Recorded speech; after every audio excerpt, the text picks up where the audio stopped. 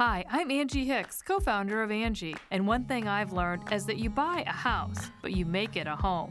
Because with every fix, update, and renovation, it becomes a little more your own. So you need all your jobs done well. For nearly 30 years, Angie has helped millions of homeowners hire skilled pros for the projects that matter. From plumbing to electrical, roof repair to deck upgrades. So leave it to the pros who will get your jobs done well. Hire high-quality certified pros at Angie.com. They say opposites attract. That's why the Sleep Number Smart Bed is the best bed for couples. You can each choose what's right for you whenever you like. You like a bed that feels firm but they want soft? Sleep Number does that. You want to sleep cooler while they like to feel warm? Sleep Number does that too. You have to feel it to believe it. Find the bed that's for both of you, only at a Sleep Number store. Sleep better together. J.D. Power ranks Sleep Number #1 in customer satisfaction with mattresses purchased in store. And now, Sleep Number Smart Beds starting at $999. Prices higher in Alaska and Hawaii. For J.D. Power 2023 award information, visit jdpower.com/awards. Only at a Sleep Number store or sleepnumber.com.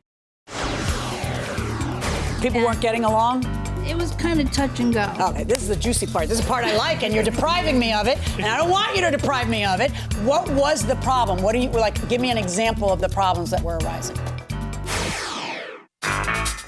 These are the plaintiffs, Jay Dothett and Kevin Pickens Jr. Jay says he and his fiancé Kevin were illegally kicked out of the room they rented from the defendant, and their demands for a rent refund have been ignored. They won't stand around and get ripped off by the defendant and are suing for the $539.20 they're most definitely owed.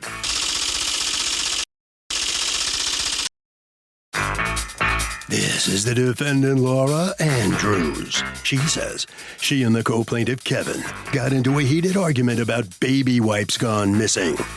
And that caused an immense amount of tension in the house.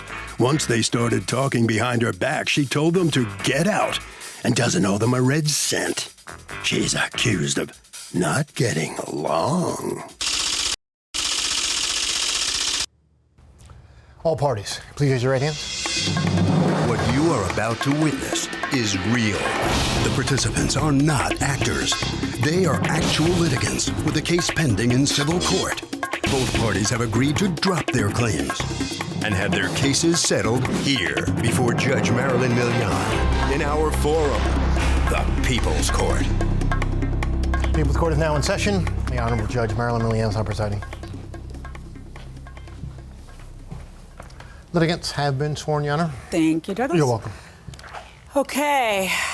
Mr. Dothett and Mr. Pickens, you are suing Laura Andrus for $539 that you want returned to you because, according to you, she kicked you out. Tell me what happened.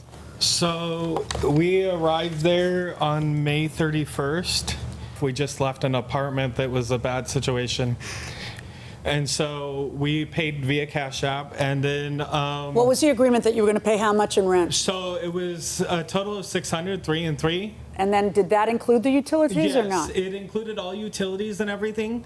And then I want to say about a month and a half later, his grandmother, who pays his portion of the rent, gave us an AC unit, and they stated that they wanted an AC unit for us to run the AC. And they wanted what? A whole AC unit. She wanted you to gift her an AC. Yes. If you wanted to run your AC, because presumably your AC would then raise the utility bill. So as compensation, is that what you said to him? What did you say to him about utilities?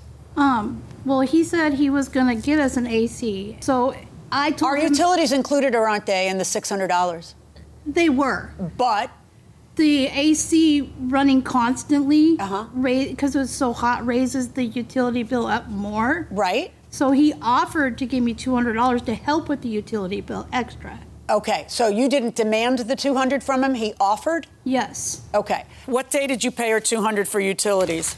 So that was in mid-June or July. It was July 7th. Yes. The exact date was July 7th. Correct. All right, and then what happens? So Then a couple. Things go wrong when? In August? August 1st. August 1st, you pay the rent, and after you pay the rent, she puts in writing and tells you that you guys need to be out September 1st. Yes, because of the, I guess, Habitat for Humanity that called her and stated that she could not rent out rooms, but there was How many rooms are in this house? 3. Did Habitat for Humanity build this house for you? Yes. And is it supposed to be for you and your family, or supposed to be for you to rent out?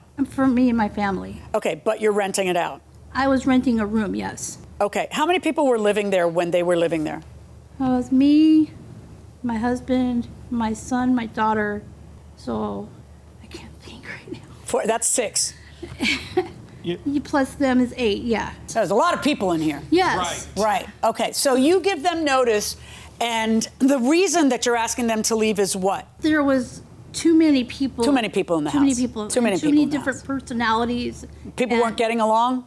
It was kind of touch and go. Okay, this is the juicy part. This is the part I like, and you're depriving me of it, and I don't want you to deprive me of it. What was the problem? What do you, like, give me an example of the problems that were arising.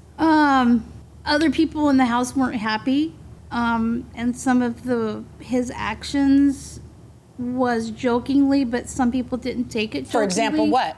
Like, okay, so my husband's friend and something about the butt or something. Okay. I can't remember exactly. All right, I asked. All right, so sexual innuendo. Yes. And other people didn't like it. Yes. And he okay. was joking, but other people didn't take it that way. Right. Okay. All right. Well, for whatever reason, she gives you notice, and you don't like it because you're like, we didn't do anything wrong. So, Your Honor, I questioned it because the way she served us with that letter, it was so off the chain. Like we just paid rent. Right. And then it's she kind of the way the landlord has to do it if they want to get rent. Well, so they get the rent from you, and then they're required to give you 30 days notice, so they give you the notice after the rent. You give it before the rent, you're not going to get the rent. So I did have questions. Right. And Because let's be clear, though, about one thing. You guys understand that your only right is to have 30 days notice. You get that, right? Because you don't have a lease. So first say yes or no. Yes. Okay. I do get that. And Right. his grandmother who... What's the deal between your grandmother and her? You're Kevin, right? Yes. What's the deal between your grandmother and her that they text each other and stuff? Well, my grandmother she's looking out for my well-being. But do they know each other? They appear to They know don't. each other. They don't know each Oh, other. no. They'd never met each other before. No. Okay. Not before we moved in there. Okay. So the thing that really threw me off, though, is like we sat down and had a whole house meeting, and they said that the whole thing with the baby wipes is because like she sat down with us and everyone in that house sat down and had a whole conversation that because when he goes to the bathroom, he leaves, how can I say it? Oh, just say it. Chafings. What are like chafings? From the middle of the thigh. Right, like a couple of times, and I just wanted to make sure that wouldn't happen again, and that's what they wanted to make sure. That's why we had that house meeting. But they offered to put baby wipes in the bathroom. So he could wipe the toilet seat. So he goes in the bathroom about a week later. I only have girls, so everything I'm hearing is just killing me right now. So, Your Honor, you know how you sweat? Sweat. Okay. Yes, May I know step how out one for a sweat. minute? Yes, I Okay, live so for the you moment. Sweat and you walk, right? Right? What happens? You chafe. Okay. I think it's called chafe. Okay, but when you physically, sit on the toilet, right? What happens when you sit on the toilet? That chafe is gonna go on the toilet, correct? What does chafe look like? Does it look like hair? Does it look like what? Does it look like urine? Does it look like little skin, dead skin? So you're actually talking about dead skin, right? These guys said that they were gonna put baby wipes to make sure. Who's these guys? Which guy said that? Miss Laura and Mr. Chris said that there was going to be baby wipes in the bathroom. So this he is, could by the wipe. way, we're already talking now in August that this problem happens. Yes. Like you're already leaving September 1st. Right. Right. So now there was- arises an argument over the number of baby wipes used. Correct. Between whom and whom? Who has that argument? So him and their son. Okay. And when I came out to Chris, because there was a whole bunch of argumentative stuff going on where who used my baby wipes, they need to replace them Wasn't now. Chris part of the baby wipe discussion? So here's where I'm getting to. His son went down and up the hallway saying whoever used my wipes better replace them. So we're just like in our room, we have the door closed, like, you gonna knock on the door and ask? Or are you just gonna sit out there and be belligerent? So we waited. And then when he went out to go smoke a cigarette, that's when the whole thing came Who went apart. out to go smoke a cigarette? Kevin. Now I want to hear from Kevin. Kevin, what happened? So I went out to go smoke a cigarette, and Chris's son confronted me. He was like, "Were you the one that used the baby wipes?" And I was like, "Yeah, I did. I wanted to wipe off the toilet seat." And he was like, "Don't do that. That's not yours to use." And then I responded with, "Well, I thought it was mine," and he shut me up. He just kept cutting me off, and he just got real defensive and real hostile towards me about it. And wait a second. Did a fist fight happen? No. Okay. Nobody pushed anybody, nothing, just the argument outside. Yes. And then did you guys call the police? But tell her, Yeah, the also police let was her know called. why were why why were the police called? It was about to be a fist fight.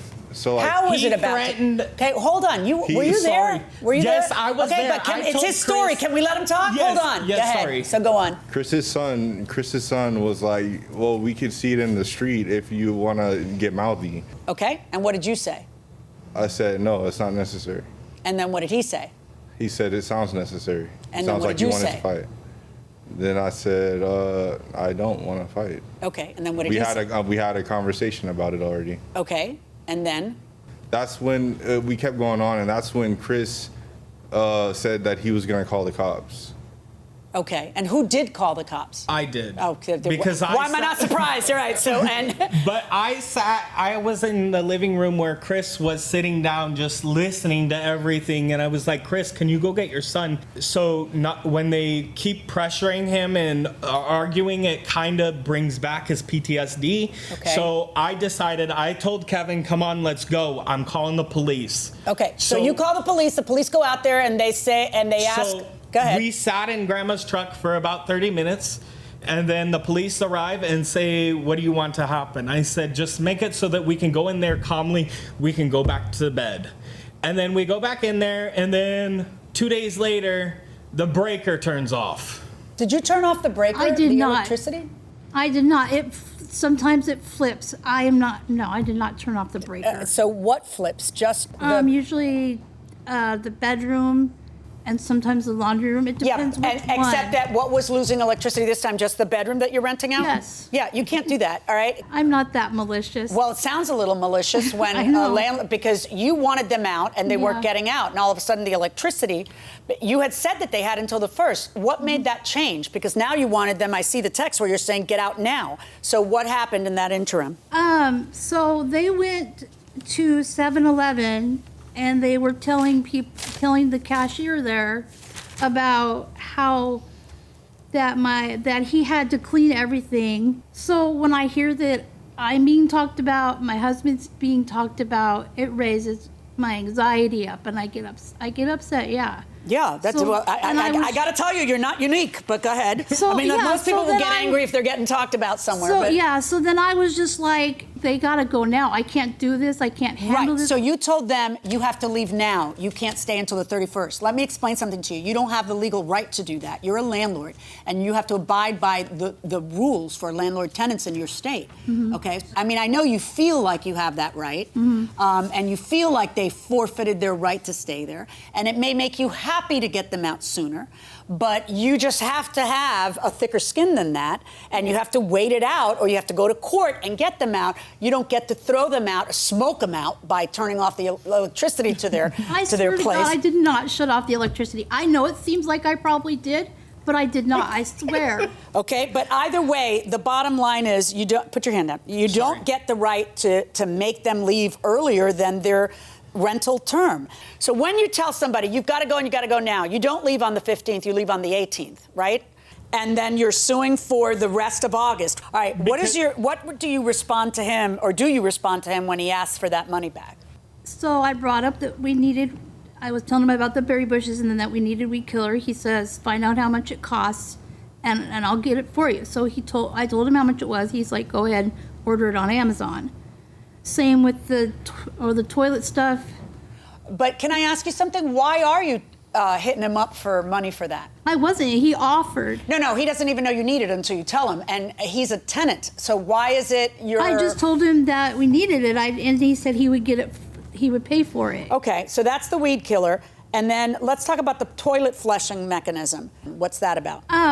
So our toilets would keep running because the thing wasn't clamping down right on the inside. A new flapper. Yeah, and him and my husband, I think it was, went to Home Depot and got the parts. He paid for them. So he knows you're already kicking him out, and he pays to fix the toilet, which is the landlord's job? Is that correct, sir? Yes. Okay. The utilities you paid July 7th, right? And your version of the story is that she told us if we wanted to keep using the AC, we had to give her $200. She stated in front of him that if we didn't give the $200, it wasn't a one-time thing. It was a monthly thing, and it was if... Yeah, but you paid that $200 in July. You didn't pay it in August. Right. Because we got an AC that she used. And if you look, I'm not trying to be rude. Wait, stop a second. So what you're saying is that in the month of August, you bought her an AC? No, July. In the month of July, you bought her an AC? Yes. And then what? Did you take that AC with you when you moved out? We sure did. Okay, so you took both ACs with you. Okay. What was it like those 3 days after she tells you you've got to go? And for those 3 days, what happens? Stress. Just everybody not talking to each other? Well, when she gave us the letter, we went up to the 7-Eleven at the end of the corner, and that's where that came into play, because she said some things. I agreed, I concurred, and I said, yes, it is a messy house. There's a bunch of animals. What do you expect? How many animals were there? There's so many, Your Honor. The bedroom floor smells like pee. Okay, how many animals are there? So there's darn near... there's a lot of cats. I counted 20. How many animals are there? I counted 20. 3 dogs. Wait, for real? 20 cats? Hi, I'm Angie Hicks, co-founder of Angie.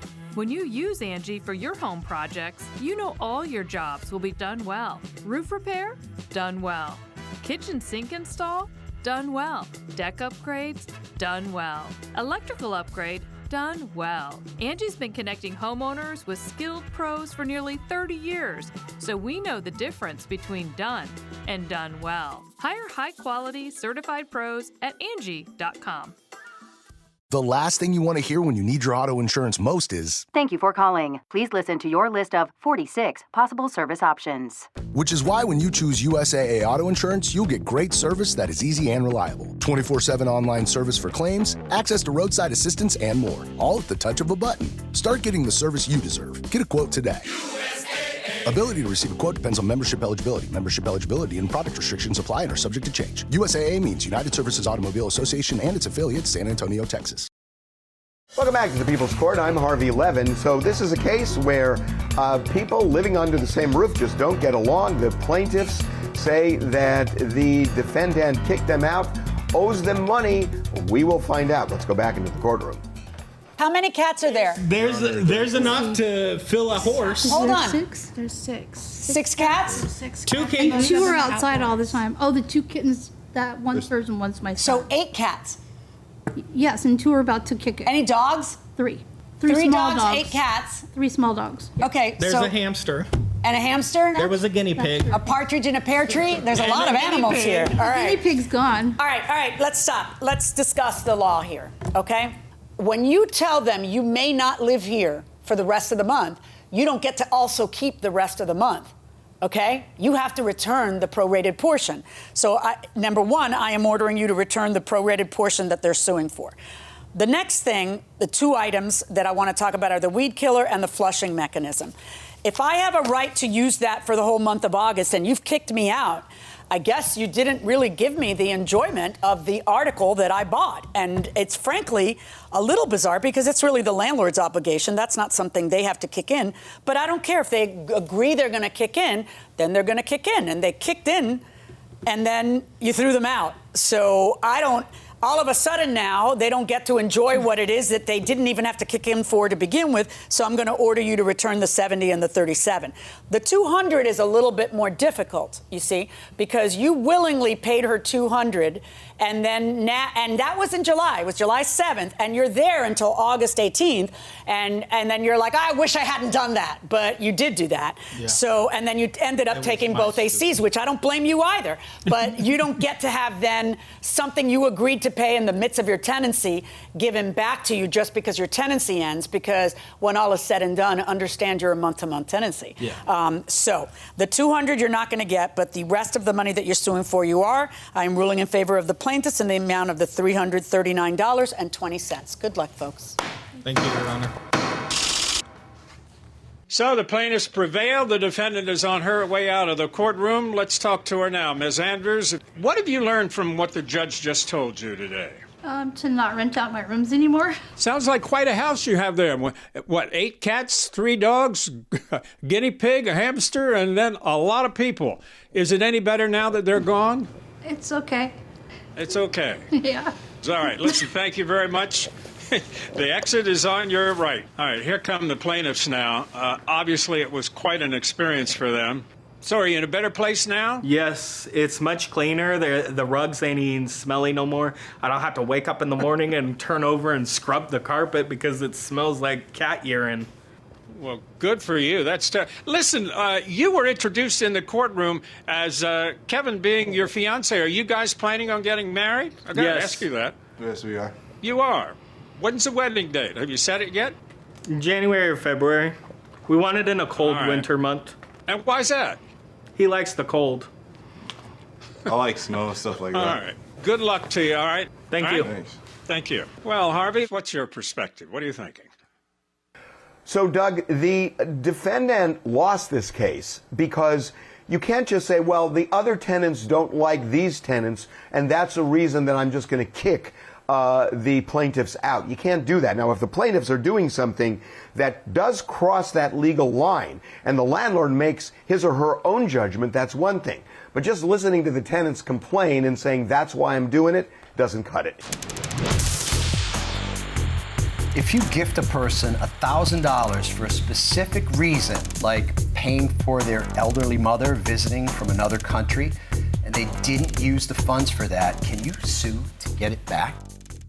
Yes, you can. I mean, if this is actually part of our deal, that the reason I'm giving you this gift is for a specific purpose, and then you do not use it for that specific purpose, then except wait a second, you've violated our deal. This was our deal. Like if they say, I'm going to bring my mother, and then they don't bring their mother, they use it to gamble. At the track or something. Yeah, right? you know, you can sue based on, listen, it was only a gift if in fact this is what it was going to be used for. A conditional gift. Yes, you're going to have to be able to prove that, in fact, there was that condition. Right. Because if you go into court and say, this is what happened, and the other side can say, that's not true, he just gave me money, you're going to be in trouble. Absolutely. Right. Hey, Realtors. On your way to a listing presentation, Zillow Showcase helps you stand out with sellers by putting their listing and your brand in the spotlight on Zillow. With Zillow Showcase, your listings can get prioritized placement, astonishing performance, and exclusivity. Showcase is designed to not exceed 10% of listings in a market. Don't wait to give your business the premium marketing and branding treatment it deserves. Visit showingtimeplus.com/Spotify to get started with Zillow Showcase. This is the plaintiff, Jaime Segala. He says he and the defendant were friends for 30 years, and he purchased a purebred puppy from him and named her Zoey. Unfortunately, the defendant sold him a sickly dog who had seizures, and she ended up dying on his kitchen floor right in front of him. His former friend refuses to reimburse him for all he's been through, and he's suing him for the $10,000 he feels he's owed.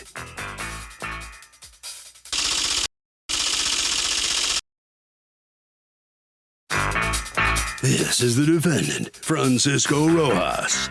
He says the plaintiff called him very upset one night a year after he had the puppy to tell him it had died.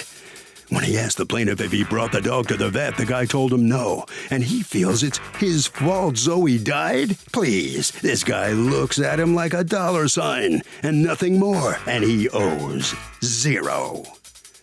He's accused of selling a sickly dog.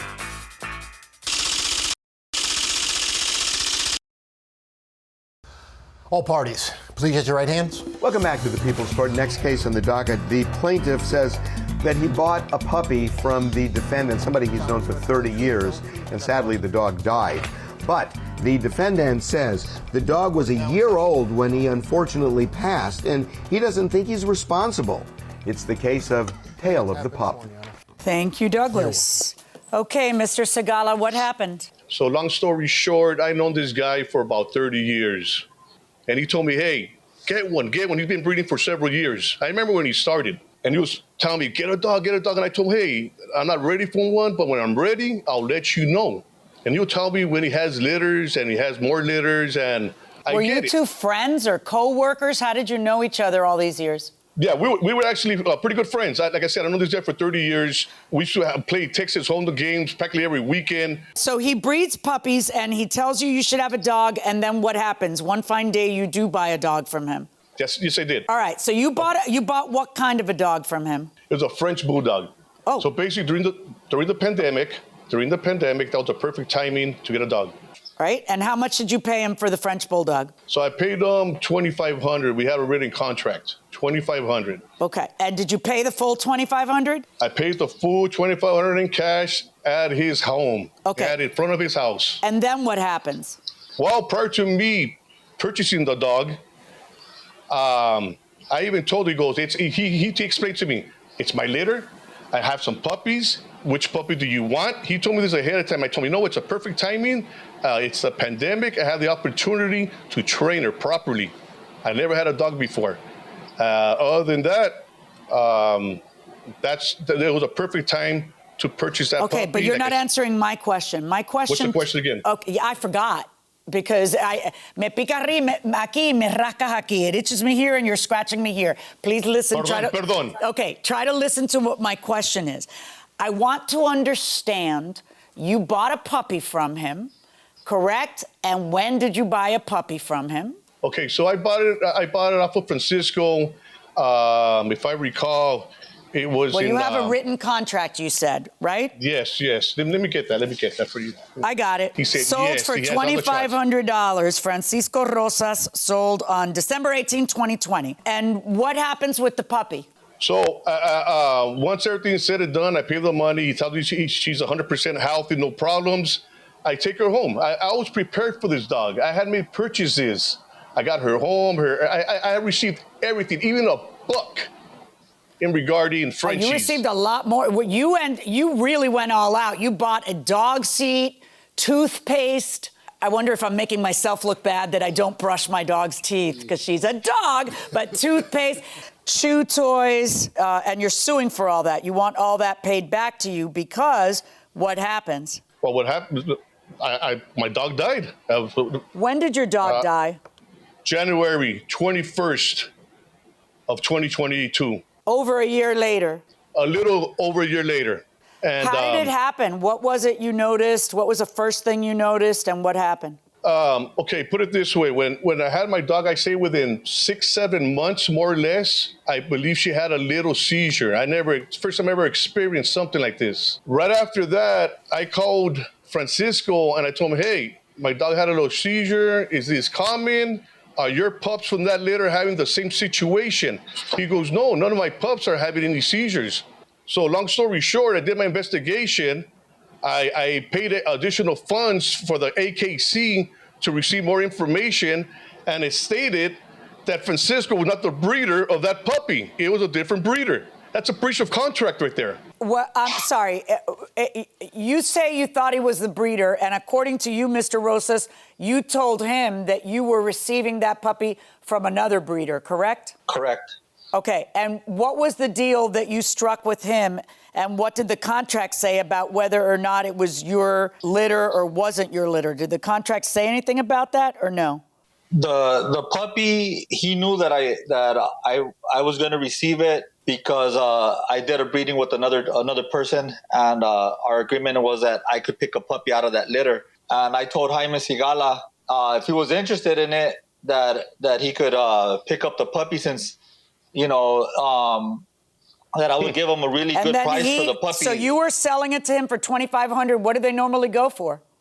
Depending on how exotic they are, but they start off at $3,000 and could go up very high, up to $20,000.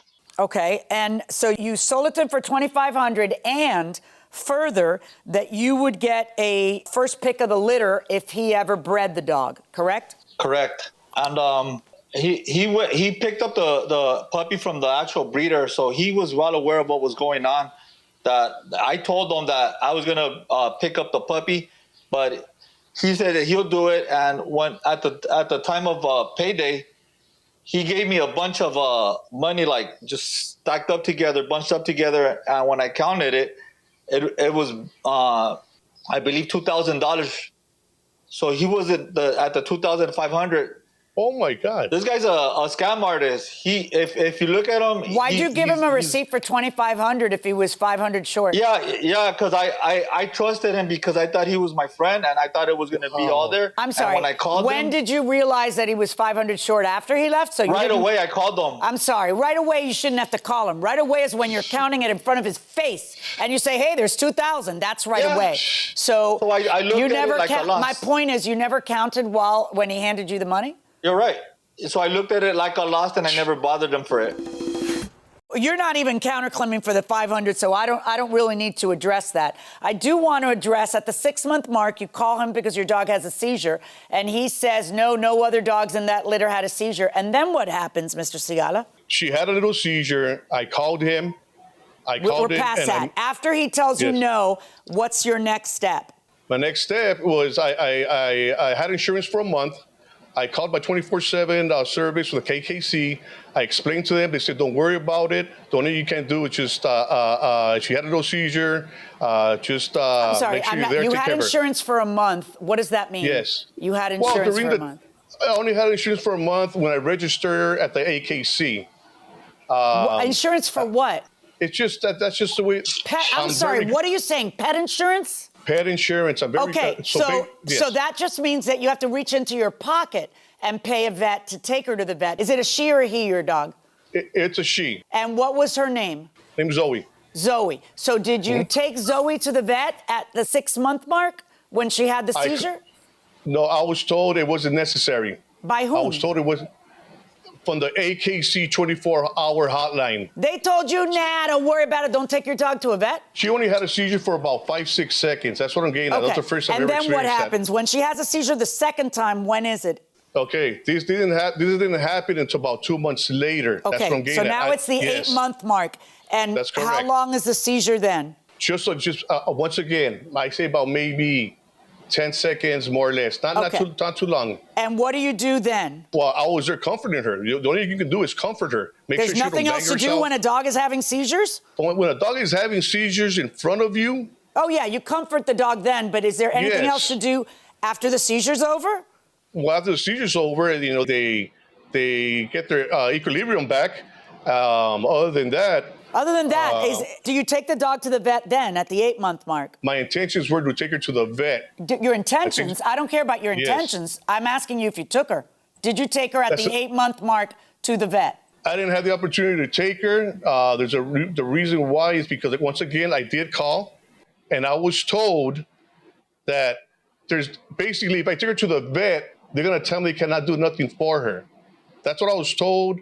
Because she only had like a few cents of seizure, and they say that's kind of common on certain dogs. What ends up happening with the seizures? How many seizures did the dog have before the dog passed away? I say about maybe three or four. And prior to her passing, I had a conversation with Francisco over the phone, and I said, "Hey, Francisco, I don't want my dog to die." And the feedback that he gives me tells me, "Oh, well, he knew the situation." He goes, "Oh, don't worry about it. Get as much as you can from her. Get as much as you can from her regarding puppies." He didn't care about her if she dies or not. And I told him, I go, hey, slow your roll. Can I ask you a question, Mr. Sigala? From the 6-month mark in June until January when your dog dies, are you telling me you never took the dog to the vet to find out why seizures were happening? I was going to take my dog to the vet. I didn't have the opportunity that day because there were so many dogs there. That day, I'm talking about 6 months. I didn't. I did not. I went to the Montebello one location, and there was too many people ahead of me. Yes, that's the closest. You were too impatient to wait to get your dog diagnosed? No. There was just too many people ahead of me. So yes, that's called you having to wait. That means you wait, right? I was and you didn't want to wait. I comprehend that. By the time I got there was too many people ahead of me. That's what I'm getting at. What's the downside to too many people ahead of you? I showed up too late. I must have showed up too late. I'm very green at this. This is the first time me having a dog. What do you mean green at this? If you go to the doctor and there's too many people ahead of you, that just means you have to wait longer, right? Yes. But when I went, they were about to close. By the time I went, it was the opportunity I had was a certain time. Okay, Mr. Sigala, the rest of humanity knows how to take a dog to the vet, especially in 6 months. So you don't take the dog to the vet in 6 months, and you want the breeder who you bought the breeder or the seller who you bought the dog from, whether he bred the dog or not, you want the person who sold you the dog to refund you not just the $2,500 you say you paid, which he disputes that you paid $25, but not just the $2,500 you say you paid. You want him to pay you $10,000. That's correct. Yes. Right. Because what? What did he do wrong? He sells dogs left and right. How did he breach the contract? He lied to me. He's not the breeder of the. Is that the only way he lied to you? And is that the only reason you're suing for $10,000? Or do you feel like he sold you a dog with a hereditary issue? Yes, that's correct. Where did you get that from? Because I know you didn't get it from no vet because you never went to the vet. I have family that have a niece. She works in that field. Long story short. No, I don't want you to make any more long stories short. If you have a family that has a niece, why didn't you just take the dog to the vet in those 6 months to find out what the cause of the seizures were? I did my homework. Seizures like that, like I said, you could only weigh it out during that time they're having a seizure. She didn't have much. She didn't have much. Let me tell you something. You didn't do any homework. Okay? Because seizures like that could be as a result of 1,000 things. One could be hereditary, and it could be kidney failure. No, but it could be a lot of other things. It could be kidney failure, which is, the doctors can help treat. It could be a cancer. It could be a brain tumor. It could be a million things causing seizures. But we will never know because you couldn't take Zoey to the vet. And now in January, you were going to take her to the vet because you had your son arranged to buy pet insurance. So it's really about how much a vet would cost you. That's why you didn't take the dog to the vet. Not because AKC told you not to, not because Mr. Rosas told you not to, but because you didn't want to pay a vet. You wanted to have insurance, and you didn't have insurance, and you wanted to wait to have insurance. And apparently you didn't have insurance again on the dog until January, and then the dog dies before you can schedule an appointment. But it's not your fault. It's his fault, Mr. Rosas' fault. That's correct. Once again, he sold me an unhealthy dog. How would anyone know when you never took the dog to the vet? And once again... Typically, the way a person proves what you're saying is as soon as they get the dog, they take the dog within the next month to their own vet to make sure the dog is healthy. Or within the next, depending on your state, however long they give you to do that. Some states give you 2 weeks, 14 days. Some states give you 7 days. You would take the dog to your own vet, make sure the dog is healthy.